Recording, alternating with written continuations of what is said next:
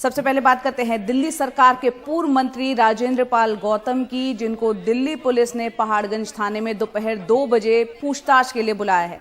इसके पहले कल भी पुलिस ने उनसे पूछताछ की थी। कल की पूछताछ उनके घर जाकर हुई थी। राजेंद्र पाल गौतम पर आरोप है कि उन्होंने हिंदू देवी देवताओं का अपमान किया, लोगों की भावनाओं को आहत किया। राजेंद्र पाल गौतम का कहना है कि उनसे जो पूछा गया उन्होंने उसकी जानकारी दी। आपको बता दें कि 5 अक्टूबर को विजयदशमी के दिन राजेंद्र पाल गौतम की उपस्थिति में, उनकी मौजूदगी में एक कार्यक्रम हुआ था। इसमें लोगों ने बौद्ध धर्म की दीक्षा ली थी, लेकिन इस दौरान राजेंद्र पाल गौतम के साथ अन्य लोगों ने शपथ ली थी कि वो देवी देवताओं की पूजा नहीं करेंगे, जिसके बाद ये पूरा मामला उठा और इस्तीफा दिया मंत्री ने। और अब आज दिल्ली पुलिस पूछताछ करेगी। और ना ही उनकी पूजा करूंगा।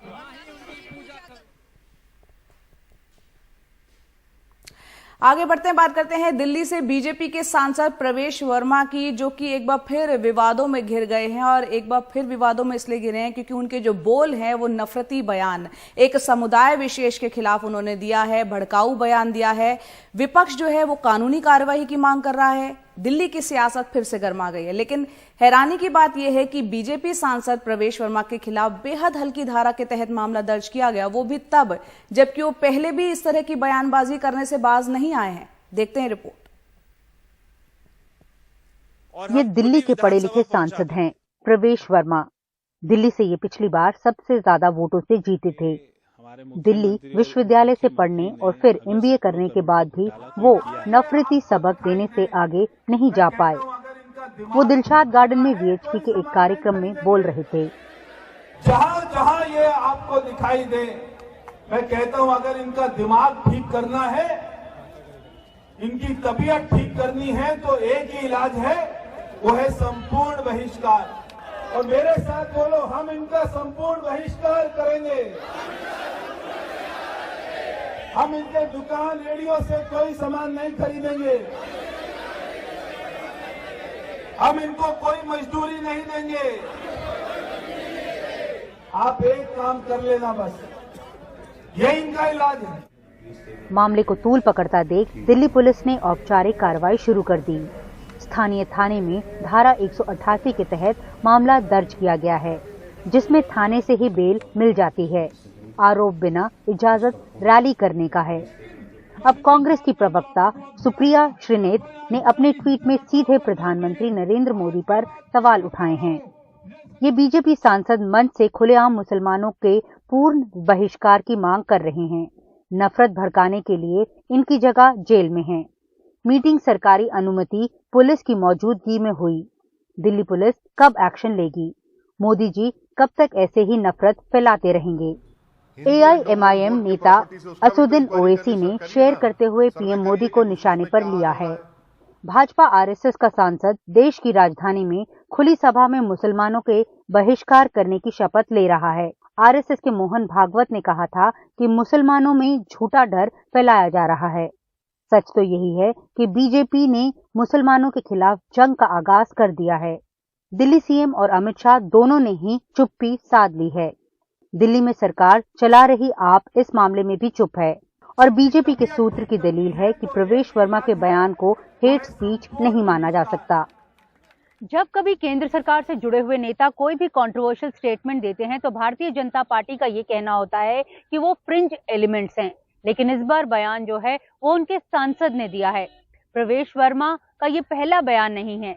इससे पहले भी वो 2 बयानों को लेकर विवादों से घिरे रहे हैं, लेकिन दिल्ली पुलिस ने इस बार फिर से धारा 188 के तहत मामला दर्ज किया है। यानी जो आयोजक हैं उनके खिलाफ तो FIR हुई है, सांसद के खिलाफ नहीं हुई है। नई दिल्ली से नीता शर्मा, NDTV इंडिया के लिए। तो बीजेपी सांसद के खिलाफ अब तक FIR नहीं हुई है।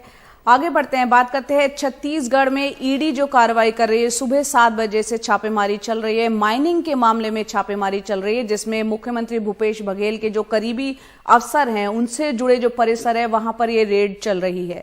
सुबह 7 बजे शुरू हुई है। 12 से ज्यादा जो परिसर है, जगह हैं, वहां पर ईडी इस वक्त मौजूद है। रायगढ़ की कलेक्टर रानू साहू के घर पर ईडी की रेड सुबह ही शुरू हो चुकी थी और इस रेड में दर्जन भर से ज्यादा अधिकारी भी भी आईएएस अफसर शामिल हैं। Mining head IAS JP Maurya के रायपुर स्थित उनका जो आवास है वहां पर भी छापे डाले गए। जेपी मौर्य रानू साहू के पति हैं और कुछ अन्य अधिकारी के यहां भी छापे डाले गए हैं। तो पूरा मनी लॉन्ड्रिंग और माइनिंग से जुड़ा यह मामला है। कुछ देर पहले हमने हमारे सहयोगी मुकेश सिंह सेंगर से इससे विस्तार से बातचीत की। आइए सुनते हैं। देखिए, पूरा जो मामला है वो इलीगल माइनिंग से जुड़ा हुआ है। इसको लेकर एक पहले केस दर्ज हुआ था। उसी केस को आधार बनाते हुए ईडी ने मनी लॉन्ड्रिंग का केस दर्ज किया था और आज सुबह 7 बजे से जो छत्तीसगढ़ में कई शहरों में छापेमारी हो रही है। कुल 12 ऐसे ठिकाने हैं जहां पर ईडी छापेमारी कर रही है। जो शहर हैं उनमें दुर्ग है, भिलाई है, रायपुर है। इन तमाम शहरों पर छापेमारी की जा रही है। इसके अलावा रायगढ़ में भी छापेमारी हो रही है। कहा जा रहा है कि जो भूपेश बघेल जो मुख्यमंत्री वहाँ के, उनके जो करीबी अफसर हैं उनके ठिकानों पर ये छापेमारी की जा रही है। रायगढ़ में जो कलेक्टर हैं रानू साहू, उनके ठिकानों पर, उनके घर पर, उनके दफ्तर पर छापेमारी चल रही है। उनके जो पति हैं वो माइनिंग के हेड हैं छत्तीसगढ़ में, उनका नाम है जेपी मौर्य जो कि आईएएस हैं। इनके ठिकानों पर रायपुर में छापेमारी हो रही है। इसके अलावा जो देवेंद्र नगर में एक सीए हैं विजय मालू, इनके यहाँ रेड हो रही है। महासमुंद में नेता अग्नि चंद्रकार के यहाँ रेड हो रही है। अनुपम नगर में सूर्यकांत तिवारी के यहाँ रेड हो रही है। तो ये कई नाम हैं, इनमें कई बिचौलिए भी हैं, कुछ प्राइवेट लोग हैं, कुछ इस माइनिंग के कारोबार से जुड़े हुए हैं। उनके ठिकानों पर ये छापेमारी की जा रही है। हालांकि छापेमारी में अभी तक क्या मिला है इसको लेकर ईडी ने कुछ भी साफ नहीं किया है, लेकिन ये माना जा रहा है कि ये जो छापेमारी है ये देर शाम तक चलेगी और उसके बाद ईडी क्या किसी आरोपी को गिरफ्तार करती है या क्या कुछ बरामद कर पाती है, तो ये देर शाम के बाद ये जानकारी मिल पाएगी। लेकिन फिलहाल ईडी की कई टीमें छत्तीसगढ़ में 12 ठिकानों पर छापेमारी कर रही हैं। ये छापेमारी माइनिंग को लेकर है और छत्तीसगढ़ के मुख्यमंत्री भूपेश बघेल के जो करीबी अफसर हैं उनके ठिकानों पर ये रेड की जा रही है। आगे बढ़ते हैं, बात करते हैं पश्चिम बंगाल एसएससी भर्ती घोटाले की, जिसमें एक और गिरफ्तारी हुई है। ईडी ने टीएमसी विधायक माणिक भट्टाचार्य को गिरफ्तार किया है। बताया जा रहा है कि वो पूछताछ में सहयोग नहीं कर रहे थे। गिरफ्तार विधायक बंगाल शिक्षा बोर्ड के पूर्व अध्यक्ष भी रह चुके हैं। आपको बता दें कि पश्चिम बंगाल एसएससी भर्ती घोटाले में ईडी ने छापेमारी शुरू की थी और ये छापे इस जुलाई महीने में पश्चिम बंगाल के मंत्री पार्थ चैटर्जी के घर से शुरुआत उसकी हुई थी। उसी वक्त ईडी ने पार्थ चैटर्जी की जो करीबी हैं अर्पिता मुखर्जी, उनके घर पर भी छापेमारी की थी और इन छापों में 100 करोड़ से ज्यादा की चल अचल संपत्ति बरामद की गई थी। ईडी ने इन छापों के दौरान ही 23 जुलाई को दोनों को गिरफ्तार कर लिया था और इसके बाद पार्थ चैटर्जी मंत्री पद से उनको हटा दिया गया था। इसके अलावा शिक्षा विभाग से जुड़े कुछ और अधिकारियों की भी गिरफ्तारी हुई है।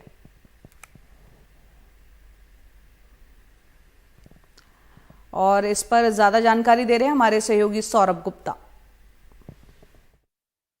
देखिए, टीएमसी के विधायक माणिक भट्टाचार्य को ईडी द्वारा गिरफ्तार किया गया है और उनको जो आरोप है टीचर्स रिक्रूटमेंट को लेकर, जो तृणमूल के नेता जिनको हटा दिया गया है सारे मंत्री पद से और पार्टी से भी सस्पेंड किया गया, पार्थ चैटर्जी, उनके अरेस्ट के बाद, उनके गिरफ्तार के बाद ईडी का ऐसा कहना है कि जो उनका फोन था उस फोन में ऐसी कोई उनको सबूत मिला है जो उनका शक है माणिक भट्टाचार्य के बारे में है और कुछ रिश्वत लेने की बातचीत हो रही है, ऐसे ईडी का शक है। तो ये पार्थ चैटर्जी के अरेस्ट के बाद माणिक भट्टाचार्य जो पलाशीपारा कंस्टिट्यूएंसी का विधायक है, उनको पूछताछ भी किया गया। ना सिर्फ ईडी द्वारा बल्कि सीबीआई द्वारा भी उनको पूछताछ किया गया। सीबीआई भी इस मामले की जांच कर रहा है और ईडी इस मामले में जो मनी लॉन्ड्रिंग का जो आरोप है उसमें जांच ईडी द्वारा किया जा रहा है। और आज सुबह मतलब कि रात के बाद, देर रात 12 बजे के बाद आज सुबह माणिक भट्टाचार्य को ईडी द्वारा गिरफ्तार किया गया है। उनको कोर्ट ले जाया जाएगा, कोर्ट में पेशी होगी। उसके पहले उनकी जो मेडिकल एग्जामिनेशन है वो भी होगा। और टीएमसी के दूसरे नेता है जिनको इस मामले में अब ईडी द्वारा अरेस्ट किया गया है। अब तृणमूल का कहना है कि ये सारे जो इश्यूज है, ये सेंट्रल एजेंसीज जो है, नियंत्रण एजेंसी है, उनकी मिसयूज हो रहा है ऑपोजिशन पार्टी विपक्ष के नेताओं को टारगेट किया जा रहा है विपक्ष शासित राज्य में। और ईडी का कहना है, सीबीआई का कहना है कि देखिए कोर्ट के ऑर्डर के बाद हम इस केस की जांच कर रहे हैं और कोर्ट इस पूरे केस के जांच के ऊपर नजर रख रहे हैं, तो ये हमारा काम है। अगर कहीं पे कुछ आरोप लगते हैं और उसमें कोई सबूत मिलता है तो उसके खिलाफ एक्शन लेना ये काम है और हम सिर्फ अपने काम कर रहे हैं, लेकिन इस बात को लेकर राजनीति भी हो रहा है। कैमरा पर्सन जीडी शंकर के साथ सौरभ गुप्ता, एनडीटीवी इंडिया। और ईडी के बाद अब राष्ट्रीय जांच एजेंसी एनआईए की छापेमारी की बात करते हैं। टेरर फंडिंग के मामले में एनआईए मेंढर, पुंछ और शोपियां में छापे मार रही है। इसके अलावा राजौरी, जम्मू, श्रीनगर, पुलवामा, बडगाम और बांदीपुरा में भी एनआईए के छापे जारी है। और ये मामला जो है अल हुदा एजुकेशन ट्रस्ट से जुड़े मामले में ये छापेमारी चल रही है। एनआईए ने इस मामले में खुद ही केस दर्ज किया था। अल हुदा एजुकेशनल ट्रस्ट जमाते इस्लामी जम्मू कश्मीर से जुड़ा हुआ है। जमाते इस्लामी जम्मू कश्मीर को 2019 में गैर कानूनी घोषित कर दिया गया था।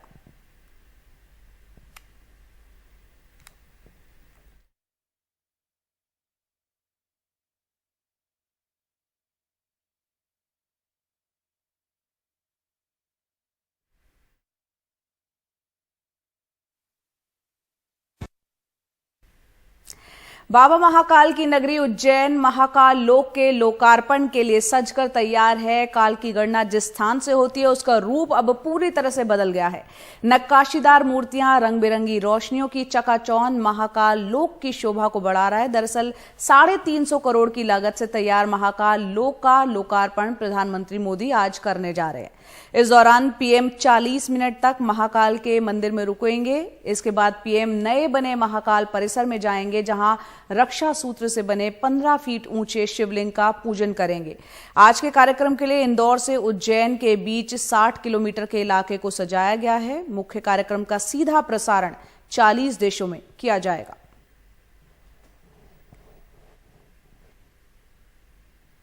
और अब बात करते हैं राजस्थान की राजनीति की। मुख्यमंत्री यहां कौन बनेगा, इस बात का जवाब अब तक नहीं मिल पाया है। इस बीच सचिन पायलट आज कोटा झालावाड़ के दौरे पर हैं। पायलट यादव समाज के एक सम्मेलन में शामिल होने के लिए पहुंचे हैं। इस दौरान सचिन पायलट ने कहा कि पार्टी अपने कार्यकर्ताओं की बदौलत पिछली बार सत्ता में आई थी। उन्होंने कहा कि वो किसानों और युवाओं से मिलने एक कार्यकर्ता के तौर पर आए हैं। आज ही राज्य की पूर्व मुख्यमंत्री वसुंधरा राजे सिंधिया भी अपने क्षेत्र झालावाड़ का दौरा करेंगी। हम सब जो सत्ता में आए हैं कार्यकर्ताओं की ताकत की वजह से आए हैं। और जब मैं प्रदेश का अध्यक्ष था तब 5 साल में संघर्ष किया था। आज हाड़ौती में इस क्षेत्र में किसानों और गरीबों के लिए संघर्ष हम लोगों ने किया। हम सबका सामूहिक दायित्व है कि जो हमारे वर्कर हैं, जो आम जनता है, जो किसान हैं, नौजवान हैं, उनके मुद्दों पर खरा उतरें। उस दिशा में हम मिलकर काम कर रहे हैं। हम सबका ध्येय है कि 2023 में चुनाव हो, उसे पुनः कांग्रेस की सरकार बने। आगे बढ़ते हैं, बात करते हैं ज्ञानवापी मामले की, जिसमें आज वाराणसी की कोर्ट में अहम सुनवाई होने जा रही है। और शिवलिंग की कार्बन डेटिंग और एएसआई से पूरे परिसर का सर्वे कराने पर आज महत्वपूर्ण फैसला आ सकता है। मुस्लिम पक्ष कार्बन डेटिंग को लेकर अपना पक्ष रखेगा। सुनवाई दोपहर 2 बजे के बाद शुरू होगी। 7 अक्टूबर को अदालत में हिंदू पक्ष के वकील विष्णु जैन से कुछ और जानकारी मांगी गई, जिस पर विष्णु जैन ने अपनी बात रखी। और इसके बाद अंजुमन इंतजामिया मसाजिद कमेटी ने कहा कि आज हम आदेश सुनने आए थे और हम तैयारी से नहीं आए हैं, ऐसे में हमें समय दिया जाए। जिसके बाद कोर्ट ने आज तक का वक्त दिया। अब आज अंजुमन इंतजामिया या मसाजिद कमेटी के वकील अपनी दलील रखेंगे।